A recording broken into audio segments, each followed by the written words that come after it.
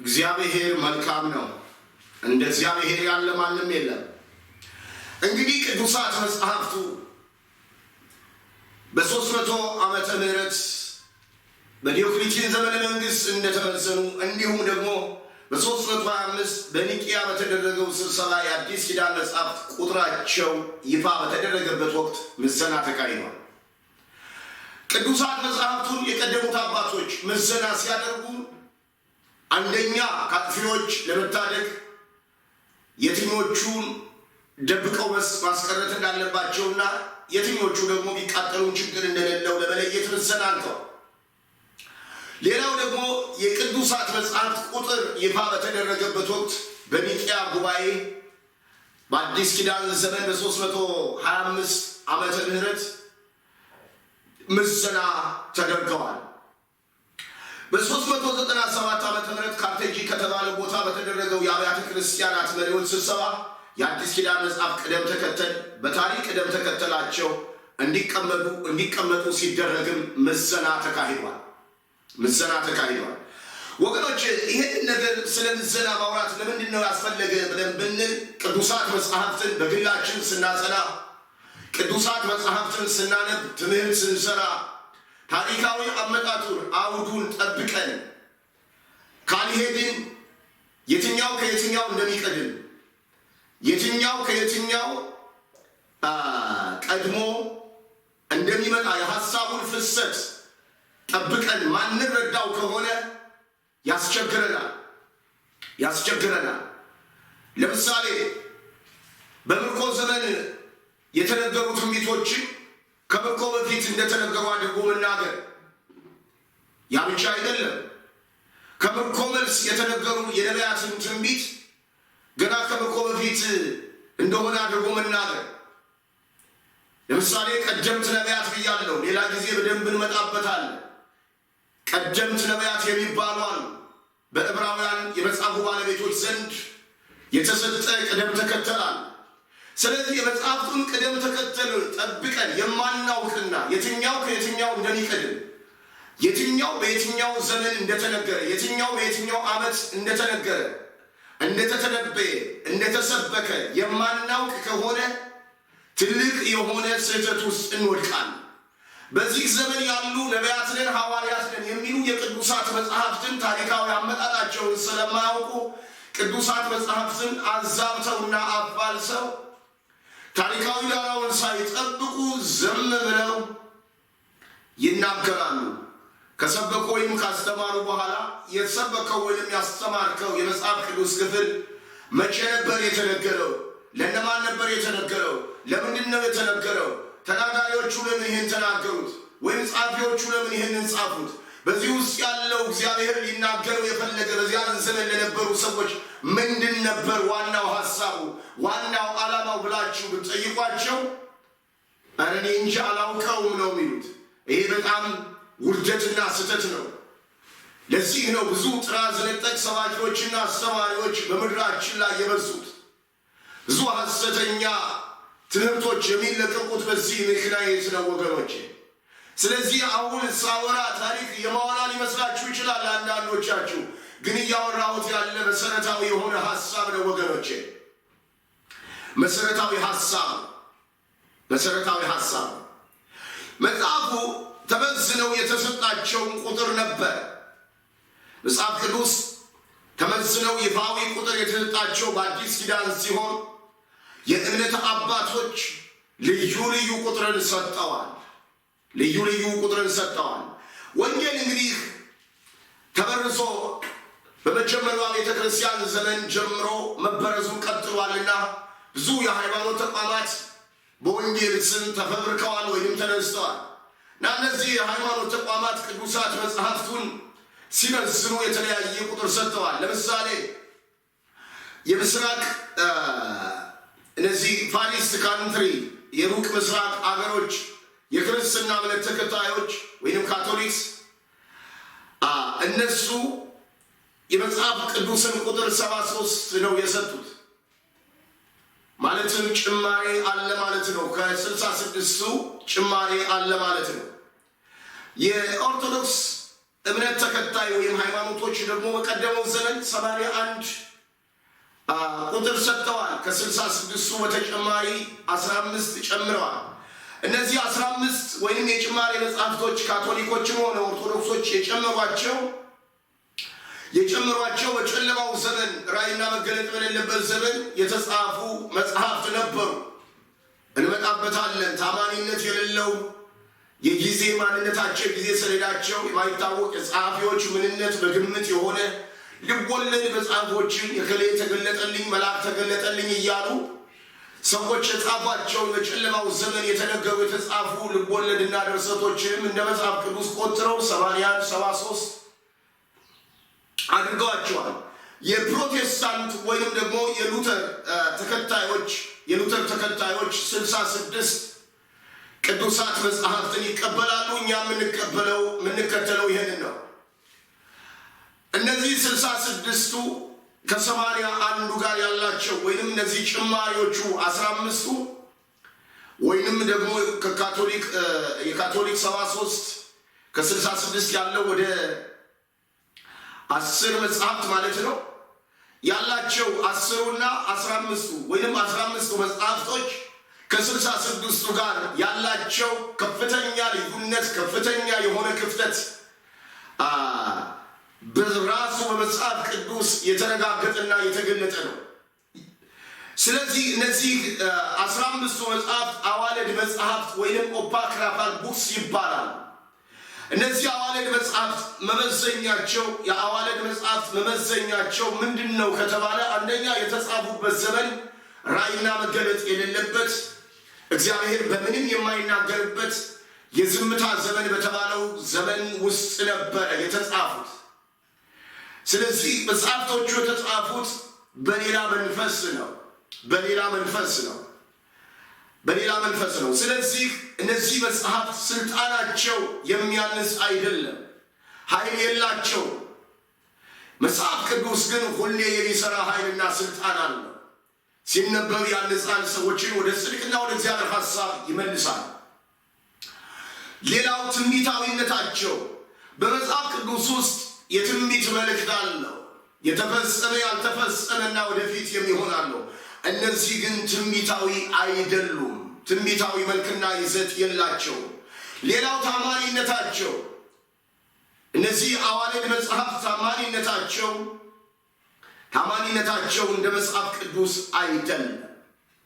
ታሪካዊ እውነትነታቸው አይታመንም። ማስረጃ የላቸው። ተቀባይነታቸውም በብዙ የእግዚአብሔር ሰዎች ዘንድ በሐዋርያት ዘንድ በቀደሙት ሰዎች ዘንድ ብዙም ተቀባይነት ያገኙ አይደሉም። ክርስቶስም ጠቅሶ ከነሱ አላስተማረም። ሐዋርያቶችም ጠቅሰው ከአዋልድ መጽሐፍቶች አላስተማረም። ስለዚህ ከዋናው ቅዱስ መጽሐፍ ጋር ከ66ቱ ጋር አይጣጣሙም። ሲነጣጠሩ አይጣጣሙም ወይም አይገናኙም። መንፈሳዊ ጠቀሜታ የላቸውም። አናሳ ነው፣ ጠቀሜታ የላቸውም። ከዋናው ቃል ጋር ይቃረናሉ፣ ይጋጫሉ። ሲነበቡም አያንጹም፣ ክብደትም የላቸው። ስለዚህ እነዚህ በአዋልድ መጽሐፍት የተባሉት ኦፓክራፋል ቡክስ ተረትና ወግ ባህልን በስፋትና በኃይል የሚያንጸባርቁ ተረት ተናጋሪዎች ናቸው። ስለዚህ እነዚህ መጽሐፍቶች ከዋናው ከቅዱሳት መጽሐፍት ጋር ስናነጻጽርና ስናወዳደር ዛሬ የሚሆን በማስተዋል የማያንጹና የማይጠቅሙ መንፈሳዊ ጠቀሜታ የሌላቸውን አውቀን እንደ መጽሐፍ ቅዱስ ልንሰብካቸውና ልናስተምራቸው የታሪክ ማጣቀሻ ሊሆኑ አይችሉም። ክብር ሁሉ ለጌታ ለኢየሱስ ክርስቶስ ነው። የአዲስ ኪዳን መጽሐፍት ብዙም ምዘና የማያስፈልጋቸው ናቸው። ምክንያቱም የአዲስ ኪዳን መጽሐፍት ጸሐፊዎቻቸው የታወቁ የቅርብ ጊዜ ታማኒነት ያላቸው እውነተኛ የሆኑ በክርስቶስ የተሰበኩ በበጉ ሐዋርያት በመጀመሪያዎቹ ሰዎች የተሰበኩ ወይንም የተነገሩ በመሆናቸው የአዲስ ኪዳን ቅዱሳት መጽሐፍት ብዙ መመዘኛ የማያስፈልጋቸው ናቸው። ምክንያቱም የአዲስ ኪዳን ቅዱሳት መጽሐፍት ቀጥታ ከኦፓክራፋል ቡክስ ጋር ይቃረናሉ ወይንም ይጋጫሉ፣ ተቃራኒ ናቸው። ደግሞ ተጽፈውና ተደራጅተው ያለቁትም በዚያው ክርስቶስ ኢየሱስ በነበረበት ለሐዋርያት አገልግሎቱን ሰጥቶ በሄደበት በሐዋርያት ዘመን በአንደኛው የቤተ ክርስቲያን ዘመን በመጀመሪያው የቤተ ክርስቲያን ዘመን ጊዜ ቅዱሳት መጽሐፍቱ መልክ ይዘዋል። ስለዚህ ብዙ ምዘና የሚያስፈልጋቸው አይደሉም። እንግዲህ ስለ ምዘና ስናነሳ ወይንም ስለ ምዘና ስናወራ ስለ ቅዱሳት መጽሐፍት ምዘና ስናወራ ዛሬ 66ቱ መጽሐፍ ቅዱስ አገልግሎታችንን ይመዝናል፣ ትንቢቶችን ይመዝናል፣ ትምህርቶችን ይመዝናል፣ ስብከቶችን ይመዝናል፣ የሰው ልጆችንም ሕይወት ይመዝናል፣ የእኛንም አገልግሎትና የአገልግሎት አካሄዳችንንም ይመዝናል።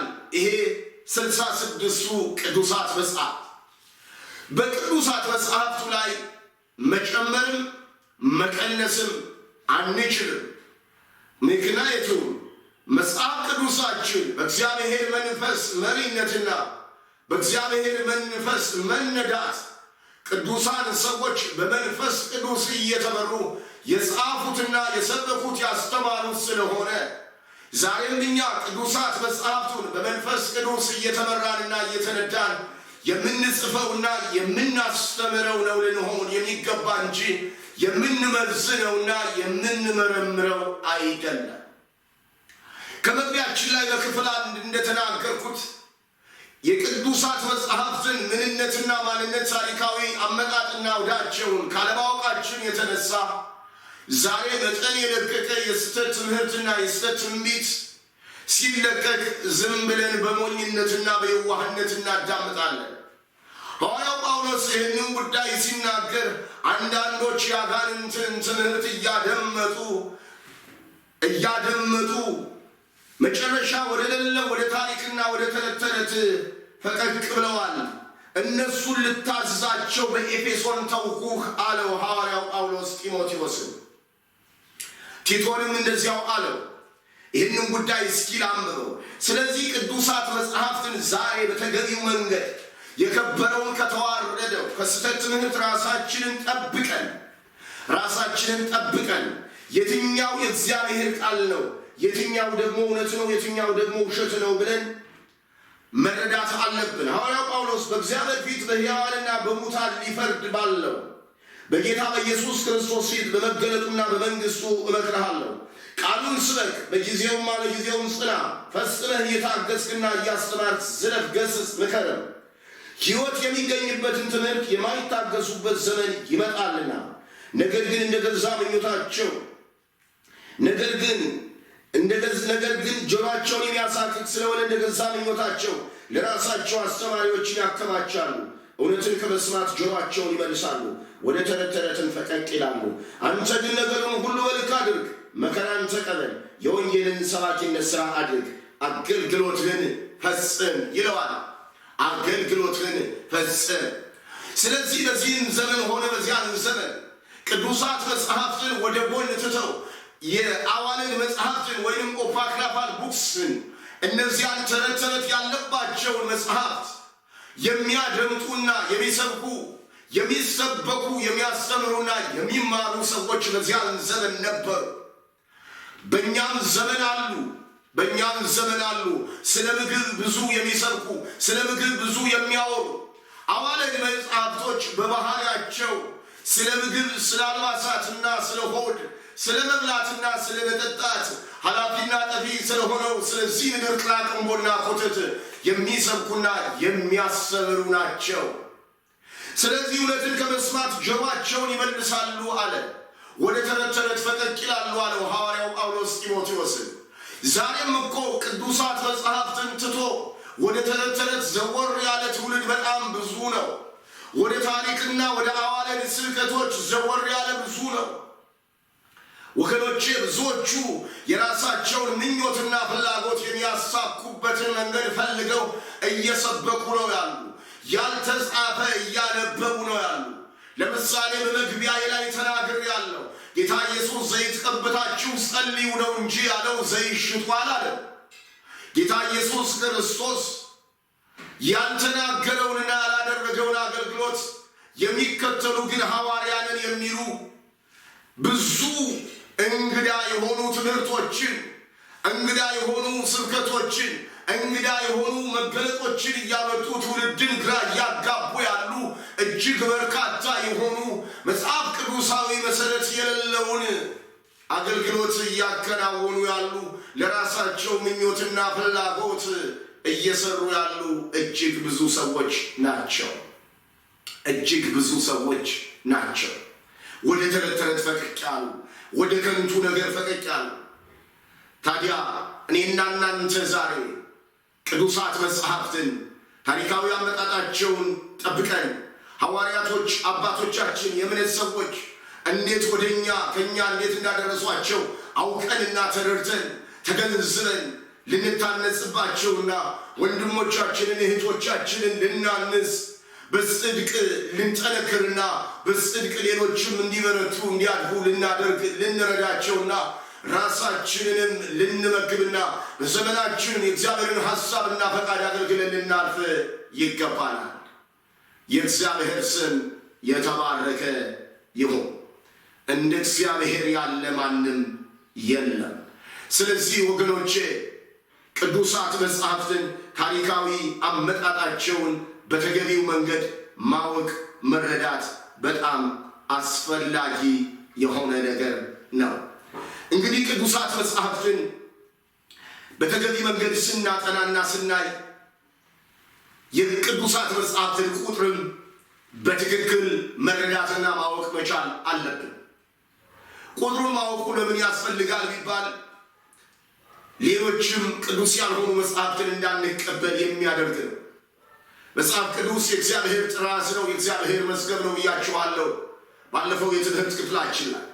ስለዚህ 39 የብሉይ ኪዳን መጽሐፍትንና 27 የአዲስ ኪዳን መጽሐፍትን በተገቢው መንገድ ማወቅ፣ የተጻፉበትን ጊዜና የተጻፉበትን አኳኋን የጸሐፊዎችን ማንነት ማወቅ በጣም አስፈላጊ ነው።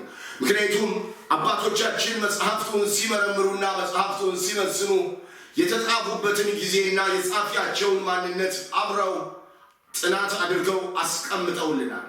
ይህንን የታሪክ መዛግብት ይነግረናል። ለምሳሌ አዲስ ኪዳን መጽሐፍት የተነገሩት በክርስቶስና በሐዋርያት ሲሆን የጻፏቸው ግን ክርስቶስን ይከተሉ የነበሩ ሐዋርያቶች በሱ የተጠሩ ደቀ መዛሙርቶች ናቸው። ለምሳሌ የማቴዎስ ወንጌል ከ50 እስከ 60 ዓመተ ምህረት እንደተጻፈ ይነገራል። የማርቆስም ወንጌል ከ50 እስከ 60 በተመሳሳይ ጊዜ ማቴዎስ የተባለው ቀራጭ እንደጻፈውና ማርቆስ የተባለው ማርቆስ ዮሐንስ የሚባለው የማርያም ልጅ እንደጻፈው ይነገራል በአፈ ታሪክ። ሉቃስ ሐኪሙ የሉቃስን ወንጌል በ60 ዓመተ ምህረት እንደጻፈ፣ ዮሐንስ በ85 ዓመተ ምህረት እስከ 90 ባለው እንደተጻፈ እያለ መጽሐፍቱ የተጻፉበትን ቅደም ተከተል ታሪካዊ አመጣጣቸውን የጻፊያቸውን ማንነትና ምንነት አስቀምጧል። ስለዚህ የቀደሙ አባቶች የቀደሙ ሐዋርያትና ነቢያቶች ይህንን ቅደም ተከተል ጠብቀው ቅዱሳት መጽሐፍትን ለእኛ አስጠብቀው እንዳመጡና እንዳሻገሩንና ለትውልድ እንዳሳለፉ እንመለከታለን። ዛሬም እኛ በሕይወት ዘመናችን ቅዱሳት መጽሐፍትን ታሪካዊ አመጣጣቸውን ማወቅና መረዳት አለብን።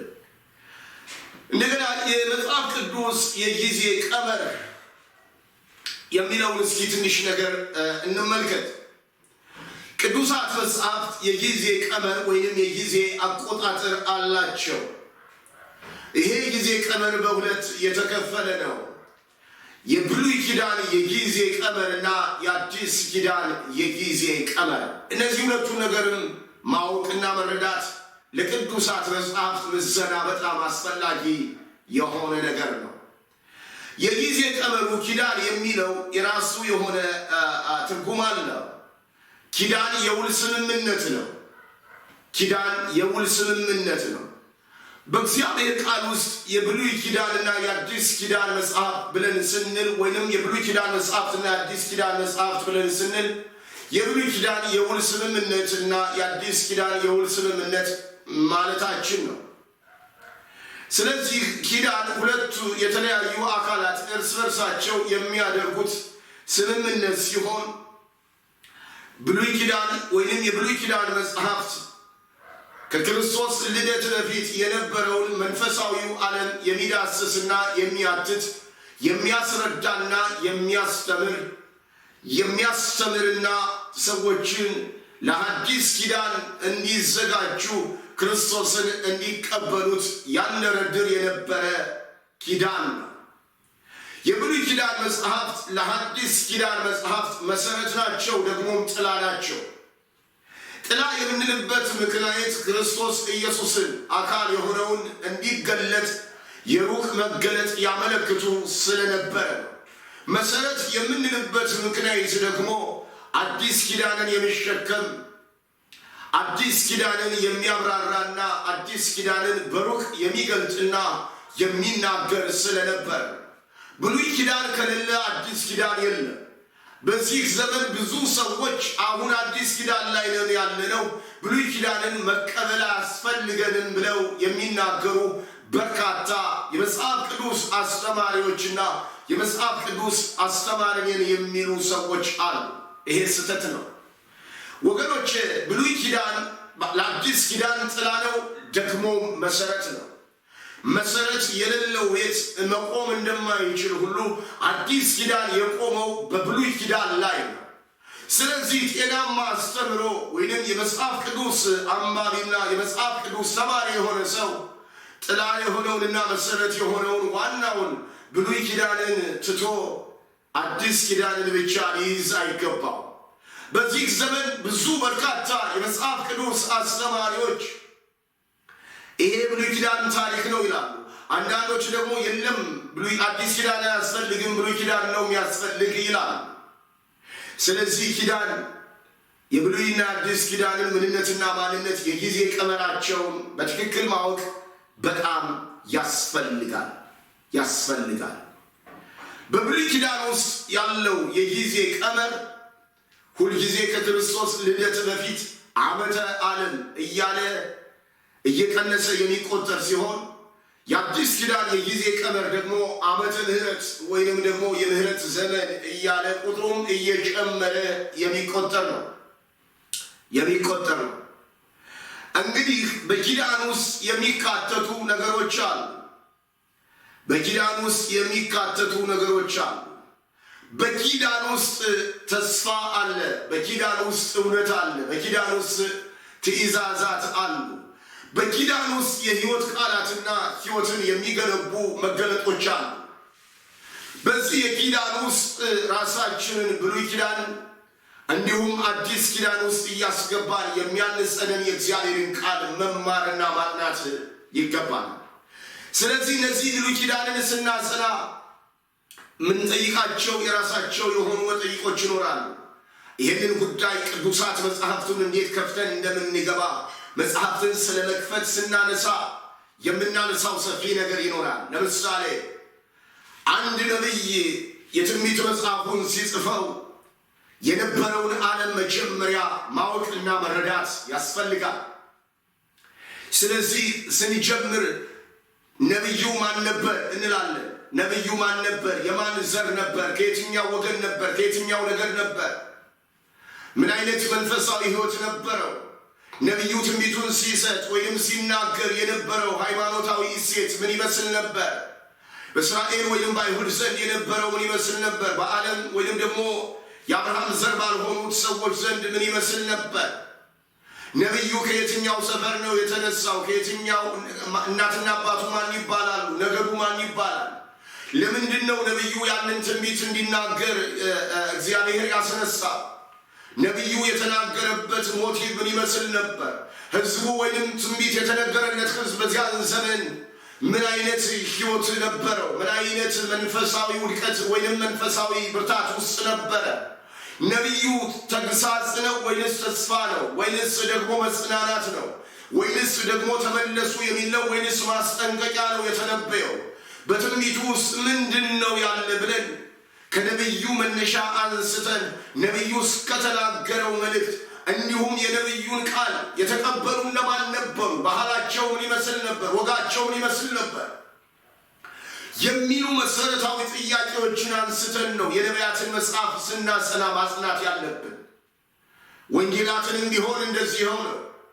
ጌታ ኢየሱስ ክርስቶስ በሰበከበት ወይም ባስተማረበት መንግሥተ ሰማያት ቀርባለችና ንስሐ ግቡ ብሎ በተናገረበት ሰዓትና ጊዜ የነበረው መንፈሳዊው ዓለም ምን ይመስል ነበር?